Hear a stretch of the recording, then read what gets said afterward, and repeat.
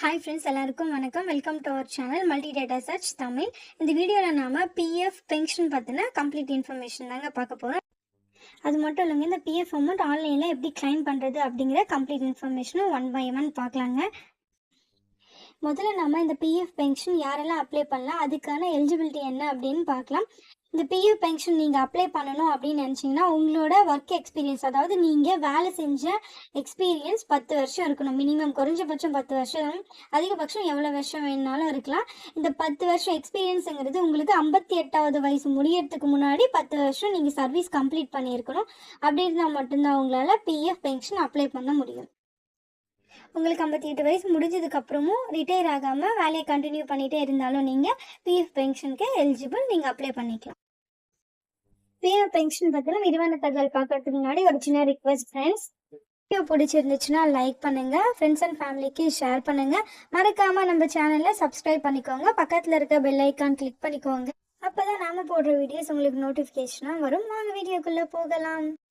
PF pension amount நீங்கள் apply பண்ணுறதுக்கு நீங்கள் ரிட்டையர் ஆனதுக்கப்புறம், இல்லை நீங்கள் வாலண்டியராக ரிட்டையர்மெண்ட் கொடுத்ததுக்கப்புறம் 2 மாதம் வரைக்கும் நீங்கள் வேறு கம்பெனியில் நீங்கள் ஜாயின் ஆகிருக்கக்கூடாது. அதேமாரி ஜாயின் ஆகிருந்தீங்கன்னா பிஎஃப் கட் ஆகிருக்கக்கூடாது. அப்படி இருந்தால் மட்டும்தான் உங்களால் பிஎஃப் பென்ஷன் அப்ளை பண்ண முடியும். இந்த பிஎஃப் பென்ஷன் அமௌண்ட் நீங்கள் ஆன்லைனில் அப்ளை பண்ணுறதுக்கு உங்களோட மொபைல் ஆர் லேப்டாப் எடுத்துக்கோங்க. அதில் கூகுள் ஓப்பன் பண்ணிக்கோங்க. கூகுள் ஓப்பன் பண்ணிவிட்டு இங்கே நீங்கள் இபிஎஃப்ஓ அப்படின்னு டைப் பண்ணி சர்ச் பண்ணிங்கன்னா இந்த மாதிரி விண்டோ உங்களுக்கு ஓப்பன் ஆகும். இந்த இடத்துல ஃபஸ்ட்டு தெரியுது இல்லையா உங்களுக்கு link, employee provident fund organisation அப்படின்ட்டு இபிஎஃப்ஓட அஃபிஷியல் வெப்சைட்.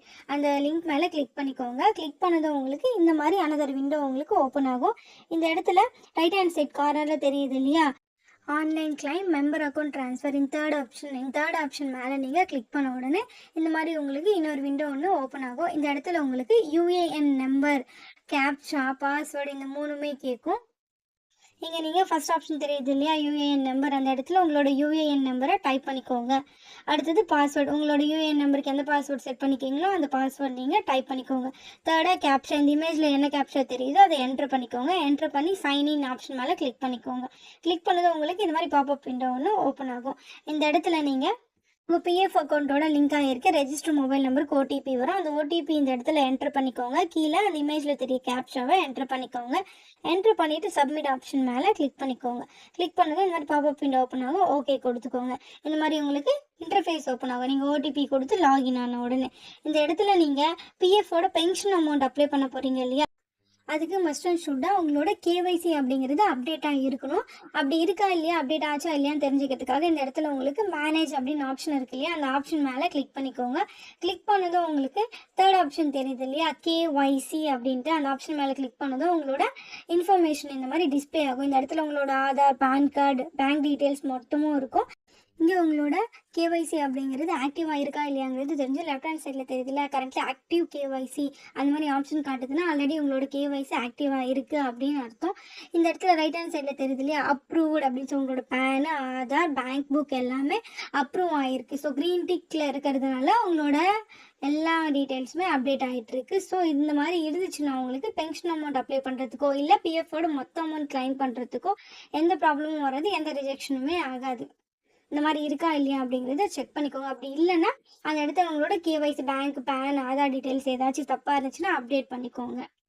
இது மட்டும் இல்லைங்க, நீங்கள் பிஎஃப் பென்ஷன் அமௌண்ட் அப்ளை பண்ணணும்னா உங்களுக்கு date of joining and date of ending இது 2மே இருக்கணும். அது இருந்தால் மட்டும்தான் அப்ளை பண்ண முடியும். அதுக்கு நீங்கள் ரிட்டையர் ஆனதுக்கப்புறம், அப்படி இல்லைன்னா வாலண்டியராக ரிட்டையர்மெண்ட் கொடுத்ததுக்கு அப்புறமா 2 மாதம் வரைக்கும் வேறு இடத்துல நீங்கள் வேலைக்கு போகக்கூடாது. அப்படி போயிருந்தாலும் அந்த இடத்துல உங்களுக்கு பிஎஃப் அமௌண்ட் அப்படிங்கிறது கட்டாயம் இருக்கக்கூடாது. அப்படி இருந்தால் மட்டும்தான் உங்களுக்கு டேட் ஆஃப் பெண்டிங் அப்படிங்கிறது எனேபிள் ஆகும்.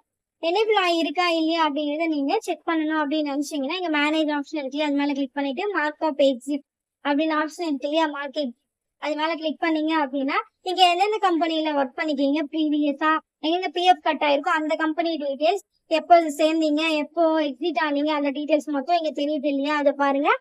லாஸ்டா நீங்க ஒர்க் பண்ணிருக்கீங்களே அந்த கம்பெனியோட டீடைல்ஸும், நீங்க எப்ப ஜாயின் ஆனீங்க, எப்ப எக்ஸிட் ஆனீங்க, இந்த ஆப்ஷன் 2ம் தெரியுது. இந்த மாதிரி இருந்தா மட்டும்தான் உங்களால பிஎஃப் பென்ஷன் அமௌண்ட்ங்கிறது கிளைம் பண்ண முடியும், அப்ளை பண்ணவும் முடியும்.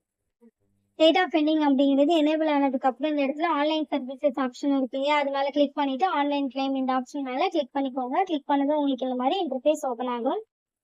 இந்த இடத்துல உங்க கேஒய்சில நீங்க கொடுத்துருக்க எல்லா இன்ஃபர்மேஷன், உங்களோட name, date of birth, address எல்லா டீடைல்ஸும் விசிபிள் ஆகும். இந்த இடத்துல பேங்க் டீடைல்ஸ் அப்படின்னு கேக்குது இல்லையா, அந்த இடத்துல உங்களோட பிஎஃப் அக்கௌண்ட்டோட லிங்க் ஆயிருக்கு. அந்த பேங்க் அக்கௌண்ட் நம்பர் என்டர் பண்ணிட்டு கீழே வெரிஃபை அப்படின்னு கேக்குது இல்லையா, அந்த இடத்துல வெரிஃபை மேல கிளிக் பண்ணிக்கோங்க. கிளிக் பண்ணதும் உங்களுக்கு இந்த மாதிரி ஒரு pop-up window, terms and conditions அப்படின்னு டிஸ்பிளே ஆகும். இந்த இடத்துல எஸ் கொடுத்துக்கோங்க.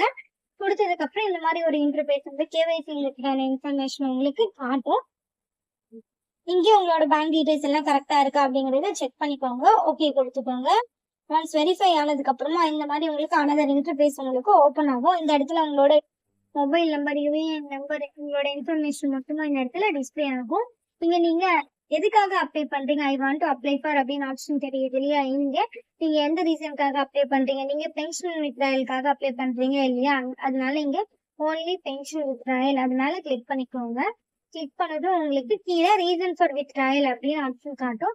இந்த இடத்துல எந்த ரீசனுக்காக நீங்க அப்ளை பண்றீங்களோ அந்த ரீசனை நீங்க செலக்ட் பண்ணிக்கோங்க.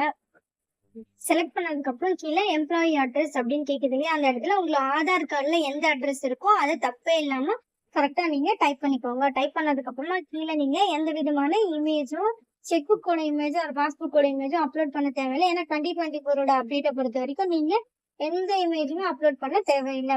இதெல்லாம் முடிச்சதுக்கு அப்புறம் நீங்க சென்ட் ஓடிபி மேல கிளிக் பண்ணீங்க அப்படின்னா உங்களோட ரெஜிஸ்டர் மொபைல் நம்பருக்கு ஆதாரோட லிங்க் ஆயிருக்குல்ல, அந்த ரெஜிஸ்டர் மொபைல் நம்பருக்கு ஓடிபி வரும். அந்த ஓடிபி நீங்க இந்த இடத்துல என்டர் ஓடிபி அப்படின்னு தெரியுது இல்லையா, அந்த இடத்துல ஓடிபி உங்களுக்கு என்டர் பண்ணிட்டு கீழே தெரியுது இல்லையா வேலிடேட் ஓடிபி அந்த கிளைம் ஃபார்ம், அது மேல கிளிக் பண்ணிக்கோ. நீங்க ஒன்ஸ் அந்த ஆப்ஷன் மேல கிளிக் பண்ணதுக்கு அப்புறம் இந்த மாதிரி உங்களுக்கு மெசேஜ் ஆகும், ஓடிபி வெரிஃபை ஆயிடுச்சு, உங்களோட ஃபார்ம் சப்மிட் ஆயிடுச்சு அப்படின்ட்டு. இந்த இடத்துல கிளிக் ஹியர் அப்படின்னு ஆப்ஷன் இருக்கு இல்லையா, அந்த ப்ளூ கலர்ல, அது மேல கிளிக் பண்ணீங்க அப்படின்னா நீங்க சப்மிட் பண்ணிருக்கீங்க இல்லையா ஃபார்ம், அது ரிலேட்டட் இன்ஃபர்மேஷன் உங்களுக்கு இந்த இடத்துல டிஸ்பிளே ஆகும். உங்களுக்கு வேணும்னு நினைச்சீங்கன்னா நீங்க டவுன்லோட் பண்ணி வச்சுக்கலாம். தேங்க்யூ ஃபார் வாட்சிங்.